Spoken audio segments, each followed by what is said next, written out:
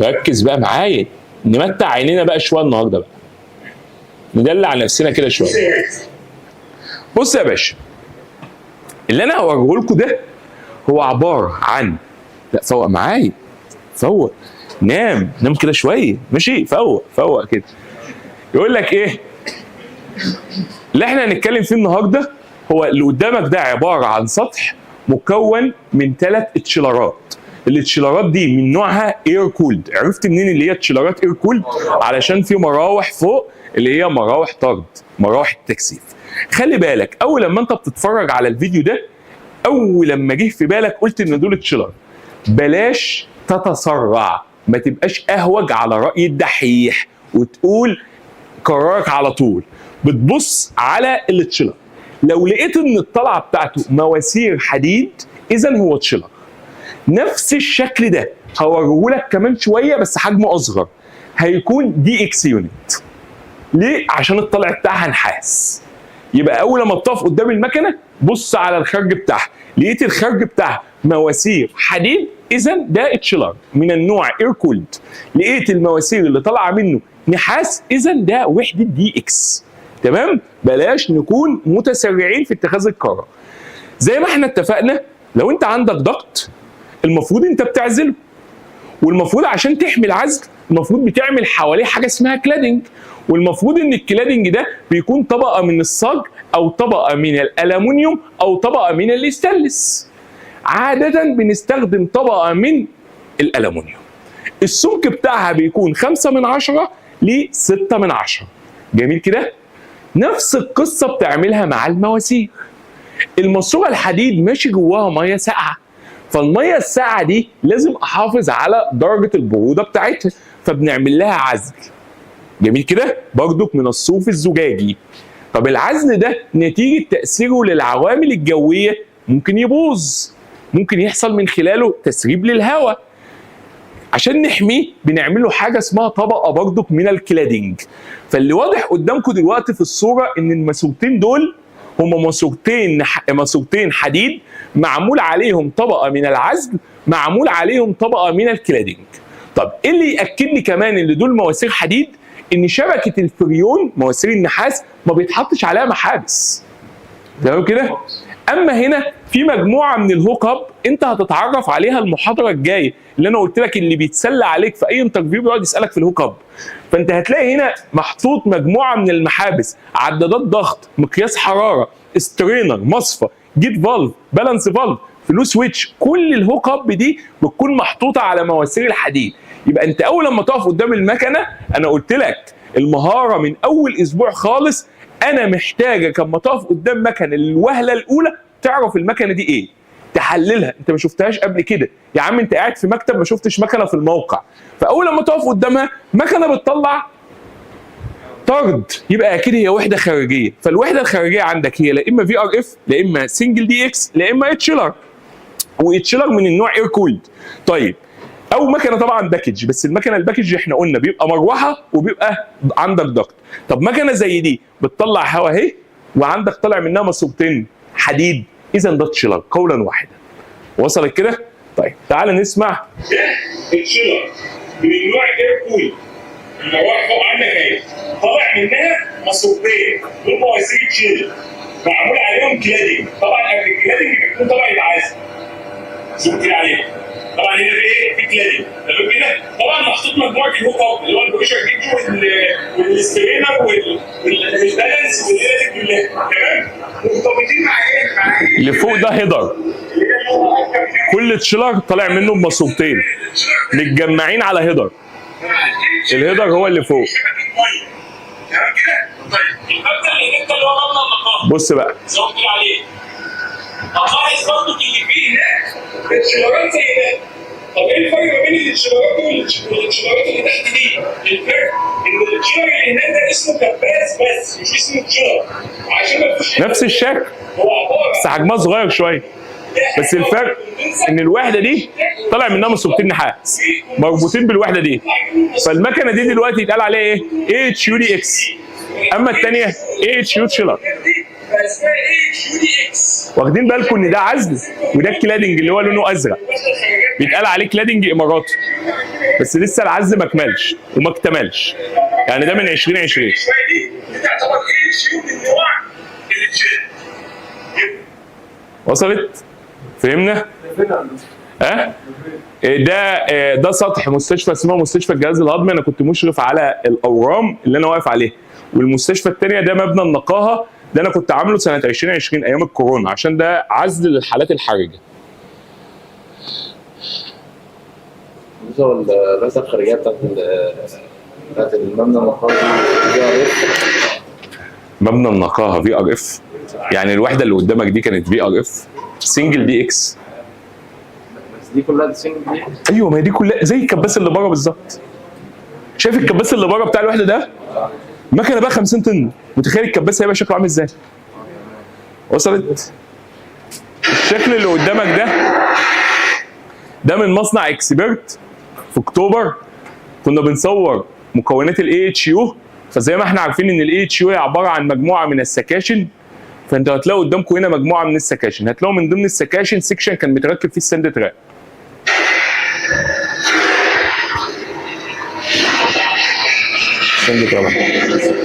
سند ترابان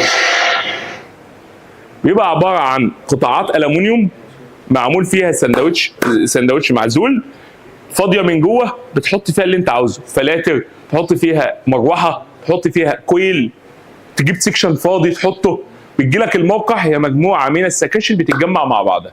طبعا ميد ان ايجيبت، نفتخر ان احنا بنعمل منتجات البراند بتاعهم نظيف جدا، الفينش بتاعهم كويس، ينافس اي براند مستورد عادي.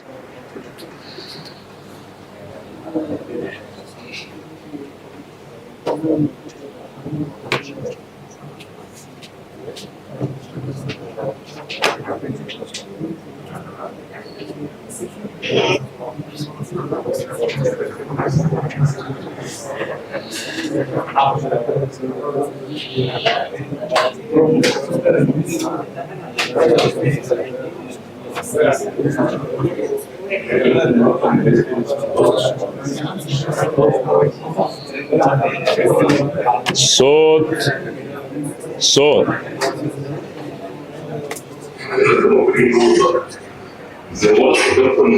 اللي في الفيديو ده انا جوه ضغط علبه صاج، فطبعا انتوا متخيلين ابعاده عامل ازاي. انا جوه هنا، ده التيك اوف اللي انت بتعملها من بره، هي بقى من جوه. هو عشان يوصل التيك اوف بعلبه الصاج بيدخل شفه ويقطعها ويشرشرها عشان يتنيها. طبعا المقطع الضخم ده طرق التجميع، عندك قشاط وسحابه، عندك كادرات، عندك فريمات، فده مقطع كبير في فريمات. الكلام ده هتعرفوه المحاضره الجايه في المحاضره رقم 7. طبعا الضغط الكبير ده اللي هو الكوع الكبير ده ما ينفعش نسيبه من غير ريش توجيه، فزي ما انتم لاحظتوا في اخر الفيديو كان في ريش توجيه. كل ما عرض الصاج زاد وفي كوع، تخيل كده انت في ماراثون جري وعربيه بتجري فيه، لو هم سابوك من غير ما يحددوا لك الحاره بتاعتك هتخش على الحاره اللي بعدها، فيحصل دوامات تربلنت عندك. فهنا نفس القصه، ما بيزيد عندك العرض عن ليميت معين انت بتحط ريشه توجيه علشان تحدد مسار للهواء هنا ومسار للهواء هنا.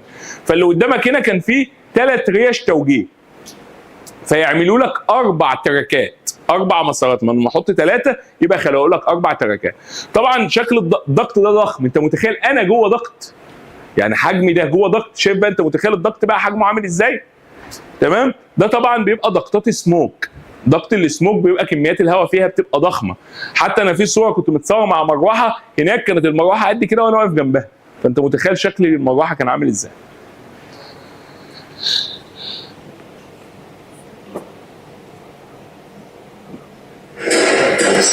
المروحه وحده المناوله اللي احنا كنا بنصورها من بعد، نزلت لها في الموقع بتاعها نتعرف عليها. دي براند توتال فريش اير. طيب تعرف ازاي اللي هي توتال فريش؟ وقفت قدام وحده مناوله محتاج اعرف اللي هي توتال فريش. اول حاجه هي لو كانت ريتيرن، يعني ميكسنج ما بين الريتيرن وما بين الفريش، فهي بيبقى لها حاجه اسمها ميكسنج بوكس، بيبقى لها 2 انتاج صغير للفريش وانتاج كبير بيكون للريتيرن. فانت وقفت قدام المكنه لقيت لها انتاج واحد، اذا هي ريتيرن. اذا هي فريش. بعد كده هنلاقي هنا سيكشن فاضي. السكشن الاولاني اول سكشن الهواء بعد ما يعدي المفروض كنا نركب مش فوليوم دامبر، المفروض يكون الفوليوم دامبر موتورايزد وقبليه ساند تراب. اول لما بتخش السكشن الاولاني هو بيكون متقسم عشان تحط فيه الفلاتر. ليه هو مقسمه بالمنظر ده؟ يعني ليه مش عامله حته واحده ونركب فلتر واحد؟ الاجابه علشان ما فيش فلتر واحد ستاندر بالابعاد دي كلها، فهو بيقسمها لك كانها زي بازل وانت تجمعهم، كل حته مقاسها مثلا 60 في 60 او 30 في 60. دي فلاتر ستاندر موجود، انت بتجيب الفلاتر وتركبهم كده حققوا لك ايه؟ المساحه الكليه بتاعه الهواء. جميل. ده اول حاجه البري فلتر. بيجي بعده حاجه اسمها الباك فلتر.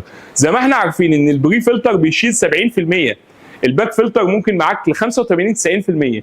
دي عشان توتال فريش بتخدم على مكان حرج، فاحنا هنعمل سيكشن كمان للهيبا فلتر اللي هي بتشيل 99%. هنا مكان البري فلتر والباك فلتر والثلاثه محطوطه هنا. البري فلتر اللي جوه وده الباك فلتر. اماكن البري فلتر والباك فلتر عندنا هنا الكويل نوعه دي اكس ده بيخش له فريون مش ميه. بعد كده هنا سخان. طبعا سكشن السخان ده بنستخدم طبعا في الحاجات اللي زي دي احنا بنحط سكاشن سخان. هو احنا هنا انا قلت في الفيديو عشان فصل الشتاء، اما هو الاصل في السخانات اللي زي دي مش التدفئه، وعشان اعمل كنترول على ايه؟ على الرطوبه. تمام كده؟ عشان اقلل الرطوبه. في فصل الشتاء طبعا السخانات عندنا في منها الكهرباء وفي منها الغلايه اللي هو يقولوا ميه. ده المروحه. المروحه عندنا هي بتبقى عباره عن موتور والبلاور بتاعها، وبنربط ما بينهم عن طريق سير، والسير ده بيتركب على طاره او بيتقال عليها بولي.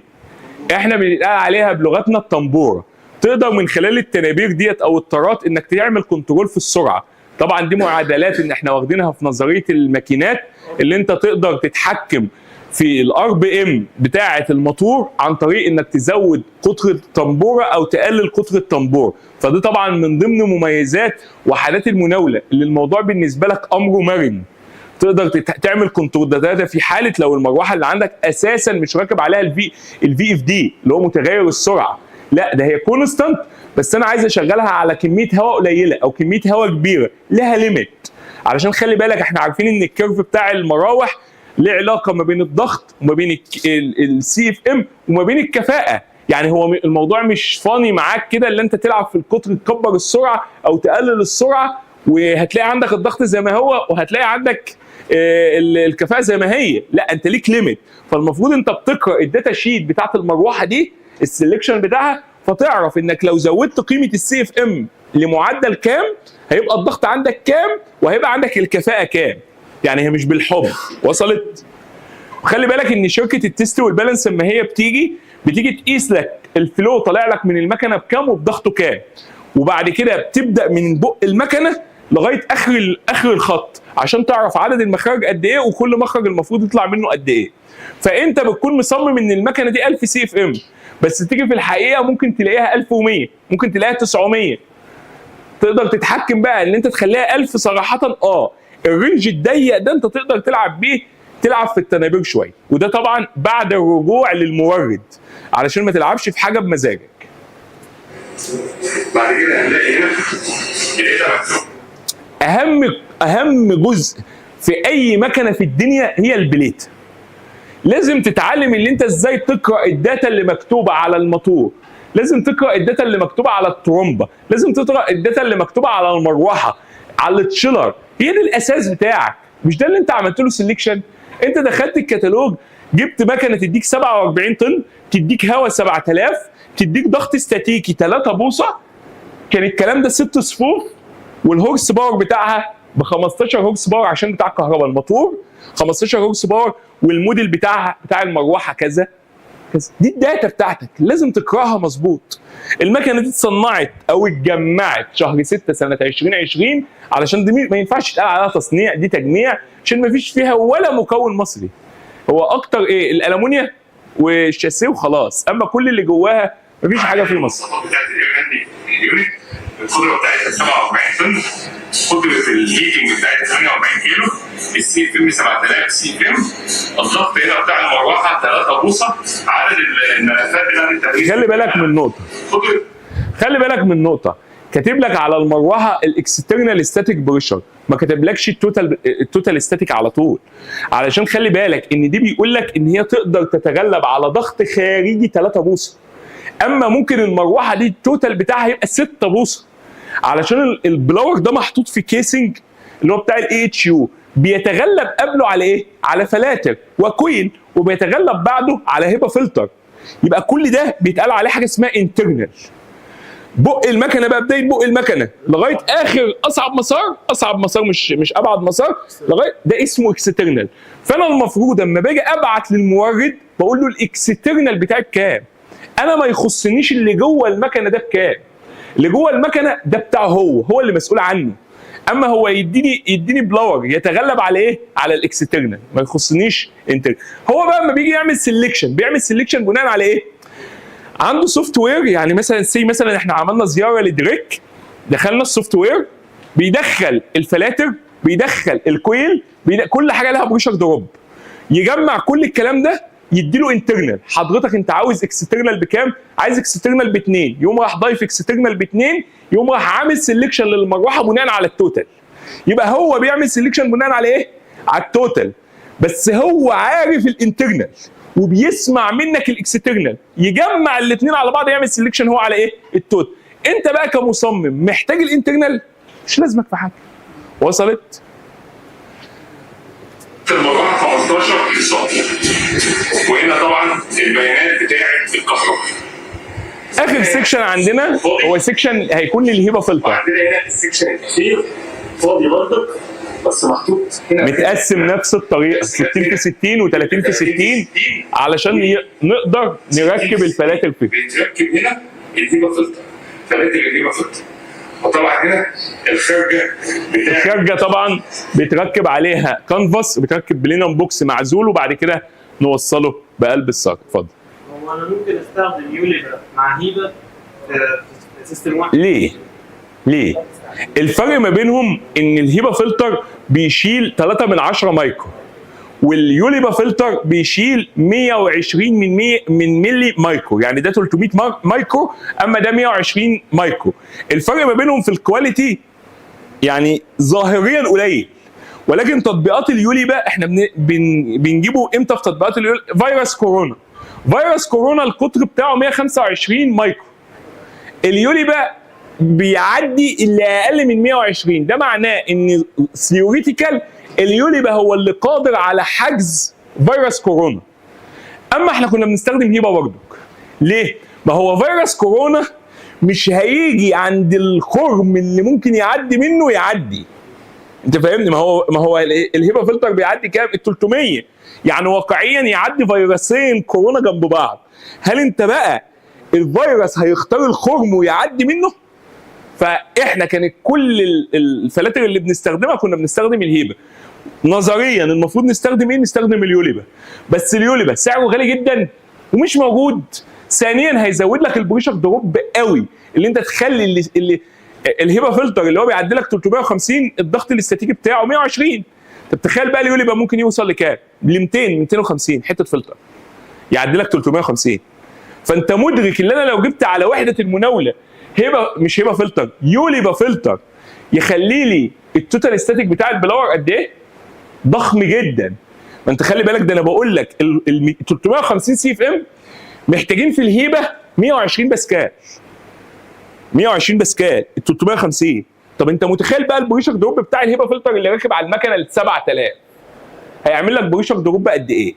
طب لو خليته بدل هيبا فلتر خليته يوليبا هيعمل لك بريشر دروب قد ايه؟ طب ساعتها هيسمع في تاثيرك على المروحه ولا لا؟ طبعا هتجيب مروحه ضخمه جدا استهلاكها للكهرباء عالي قوي، عشان هتجيبها ساعتها ضغط استاتيكي عالي، فبالمقابل الهورس باور بتاعها هيكون عالي. الصح يوليبا في الحاجات الحساسه، اما احنا ما بنستخدموش. ليه؟ علشان الاستهلاك وعلشان الاسعار والكلام ده كله. حد عنده اي مشكله في الكلام ده يا اخوانا؟ محاضره خفيفه؟